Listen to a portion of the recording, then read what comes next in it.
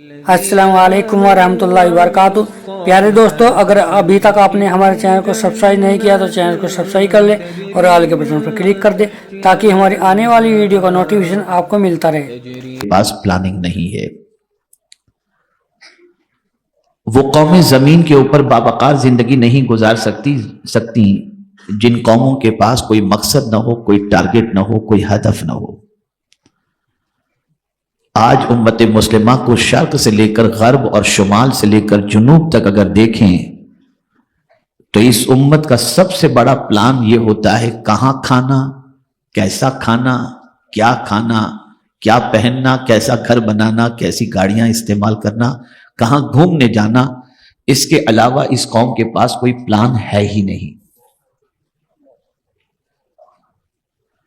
इसीलिए मैं अक्सर कहा करता हूं कि जब खाने वाली कौम किसी मोहल्ले में ज्यादा हो तो वहां होटलें भी ज्यादा होती हैं।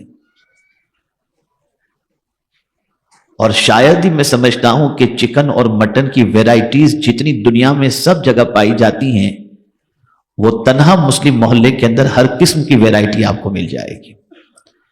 इसलिए कि ये कौम खाने की इतनी शौकीन है कि रात 3-3 बजे तक और 4-4 बजे तक खाती रहती है। मुझे हैरत होती है वो कौम जो दुनिया को चलना सिखाने के लिए आई, रास्ता दिखाने के लिए आई, इमाम बनकर के आई, वो कौम अब मुक्तदी बनने के भी लायक नहीं रह गई। दुनिया को चलने का ढंग हमने सिखाया, उठने का ढंग हमने सिखाया, खाने पीने के अतवार तराइक हमने सिखाए, लेकिन आज हमारी पोजीशन दुनिया में इतनी कमजोर हो गई कि अब हर राह चलता हुआ कोई भी शख्स हमें कुछ भी कह देता है और हमारे साथ कुछ भी सुलूक कर बैठता है। इससे पहले शायद कि मैंने बताया हो, आज फिर मैं बता देता हूं ताकि अपने अंदर जो चीज की कमी है उस कमी का एहसास हम महसूस कर सकें और उस कमी का इजाला कर सकें।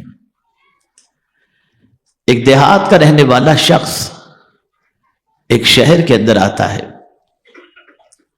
जब उस शहर में पहुंचता है तो उस शहर के अंदर, जैसे ये स्टेडियम टाइप का इलाका है, मैदान लग रहा है, यहां पर बाकायदा जो है वो बैठने का माकूल इंतजाम और सब मैच जिस तरीके से बैठकर गैलरी में देखते हैं इस तरीके से पूरा सेटअप किया हुआ है।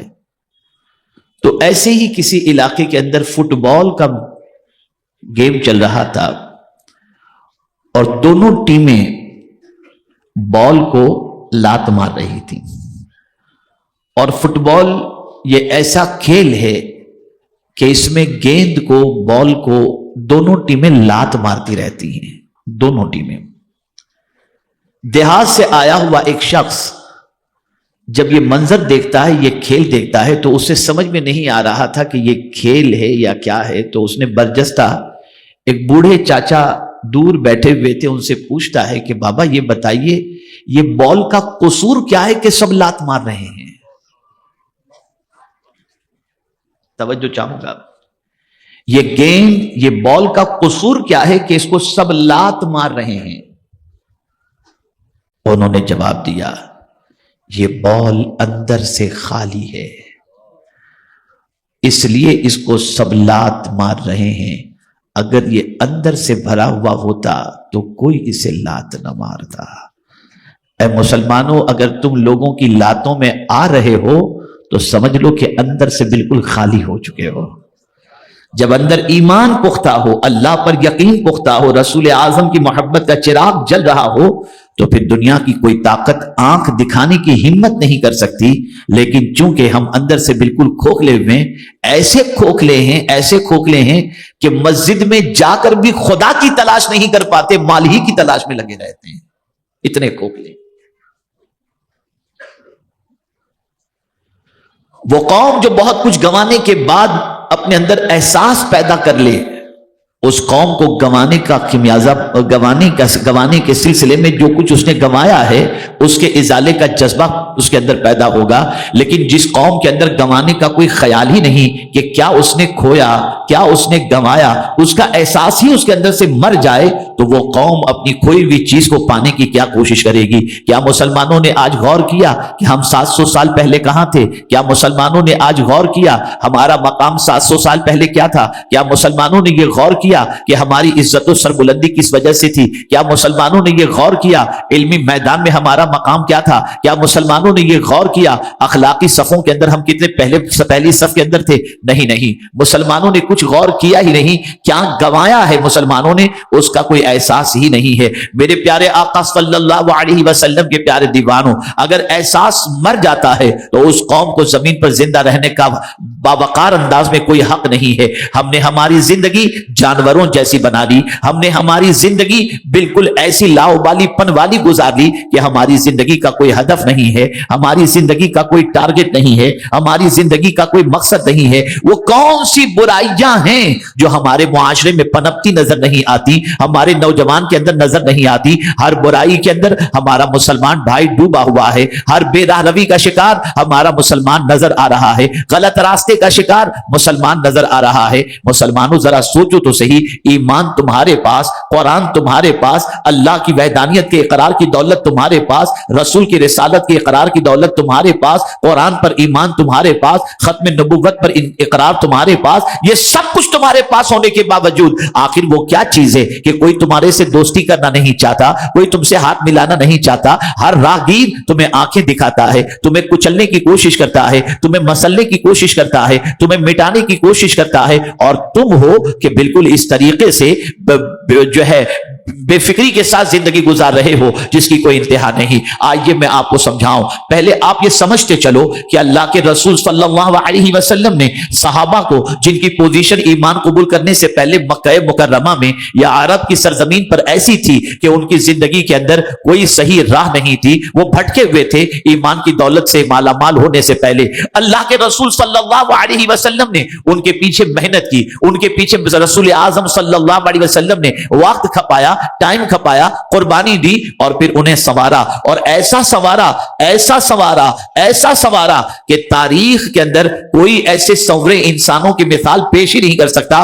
दुनिया की बड़े से बड़ी यूनिवर्सिटी साइंसदान तो पैदा कर सकती है, लेकिन सिद्दीक अकबर का सानी पैदा नहीं कर सकती, फारूक आजम का सानी पैदा नहीं कर सकती, उस्मान गनी का सानी पैदा नहीं कर सकती, मौला अली का सानी पैदा नहीं कर सकती। ऐसे हुजूर ने इंसान तराशे, इस तरीके के इंसान बनाए, ऐसे इंसानों को तैयार किया पैगंबर रहमत सल्लल्लाहु अलैहि वसल्लम ने। लेकिन हम देखते हैं अल्लाह अकबर, उन तराशे हुए लोगों को देखने के बाद खुदा याद आ जाता, उन तराशे हुए लोगों को देखने के बाद आला कदरें समझ में आती, उन तराशे हुए अल्लाह अज़्ज़ा व जल्ल के बंदों को देखने के बाद जिंदगी में तड़प पैदा होती। लेकिन आज की पोजीशन यह है कि मुसलमान को देखकर कोई मुसलमान उस तरीके की जिंदगी गुजारना पसंद नहीं करता। बदलो अपनी सोच को, बदलो अपने अफकार और नजरियात को, बदलो अपने ख्यालात को।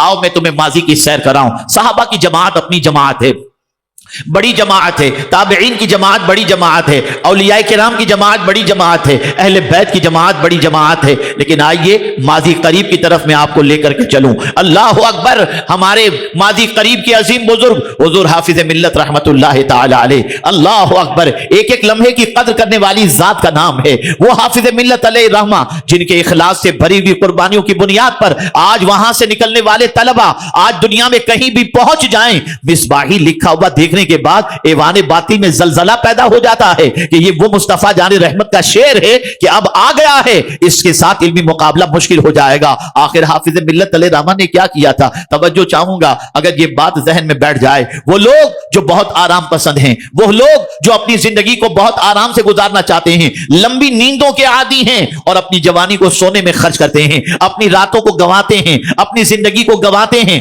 जानते हैं हुजूर हाफिज मिल्लत अलैह रहमा ने क्या फरमाया? आराम करने वालों को एक जुमला अता फरमाया, पैगाम अता फरमाया, फरमाया जमीन के ऊपर आराम हराम है।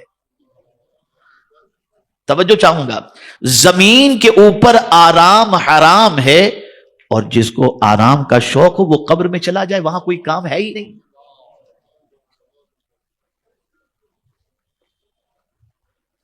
इसीलिए हुजूर हाफिज मिल्लत अली रहमा का बड़ा मशहूर कौल है, जमीन के ऊपर काम, जमीन के नीचे आराम। अल्लाह ने मौत और जिंदगी जो पैदा फरमाई उसकी वजह यही है, लिनबलुवकुम अय्युकुम अहसनु अमला, ताकि हम तुम्हें आजमाएं कि तुम में कौन है जो सबसे अच्छा अमल करता है।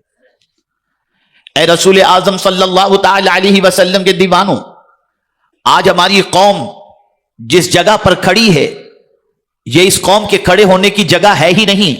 ये कौम हर बुलंद जगह पर होनी चाहिए थी, ये कौम हर कामयाबी की कुर्सी पर बैठी हुई होनी चाहिए थी, ये कौम तरक्की में सबसे आगे नजर आनी चाहिए थी, ये कौम इल्म के अंदर सबसे आगे नजर आनी चाहिए थी, ये कौम अखलाक में सबसे आगे नजर आनी चाहिए थी, ये कौम सबसे ज्यादा तिजारत में आगे नजर आनी चाहिए थी, लेकिन ये कौम आज सबसे ज्यादा पीछे हो गई।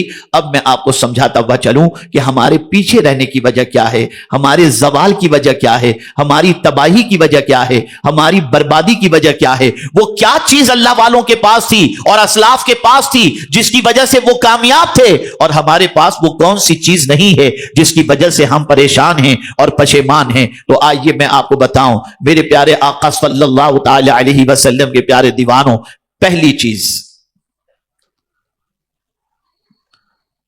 बुलंदी की तरफ जो चीज ले जाती है वो क्या है उसे भी समझो, उरूज की तरफ जो चीज ले जाती है वो क्या है उसे भी समझो, और जवाल की तरफ कौन सी चीज ले जाती है उसे भी समझो। अल्लाह के रसूल सल्लल्लाहु अलैहि वसल्लम ने इरशाद फरमाया, इन्नल्लाह यरफउ बिहादल किताबि अक़वामा व यदउ बिहि आखरीन, औ कमा क़ाल। अल्लाह के रसूल सल्लल्लाहु अलैहि वसल्लम इरशाद फरमाते हैं, यह किताब यानी कुरान, ये एक कौम को बुलंदी की तरफ लेकर के जाएगी। किस कौम को? जो इस कुरान के डायरेक्शन को फॉलो करेगा, ये कुरान उसे उरूज की तरफ लेकर के चला जाएगा, और जो कुरान के डायरेक्शन को फॉलो नहीं करेगा उस कौम को वो जवाल की तरफ ले जाएगा। मेरे नजदीक उरूज का भी एक दस्तूर है और जवाल का भी एक ही सबब है। जब हम कुरान को पकड़े हुए थे और कुरान की गाइडलाइन को फॉलो करते थे तो ये कुरान हमें उरूज की तरफ ले जा रहा था, और जब से कुरान के दस्तूर को हमने छोड़ दिया और उसको फॉलो करना छोड़ दिया, हम जवाल पजीर हो गए। और वो कौन सी कामयाबी की राह है जो कुरान न बताता। मेरे प्यारे आका सल्लल्लाहु ताला अलैहि वसल्लम के प्यारे दीवानों, उम्मीद है आपको बयान पसंद आया होगा। तो वीडियो को लाइक करें और अपने दोस्तों में रिश्तेदारों में शेयर जरूर करें ताकि उनके अमल में इजाफा हो सके और सवाबेदार हासिल कर सके। और अगर आपने अभी तक हमारे चैनल को सब्सक्राइब नहीं किया तो चैनल को सब्सक्राइब कर ले और आल के बटन पर क्लिक कर दे, और हमें कमेंट करके जरूर बताएं आपकी वीडियो कैसा लगा। तो मिलते हैं अगली वीडियो में। अस्सलाम वालेकुम व रहमतुल्लाहि व बरकातहू।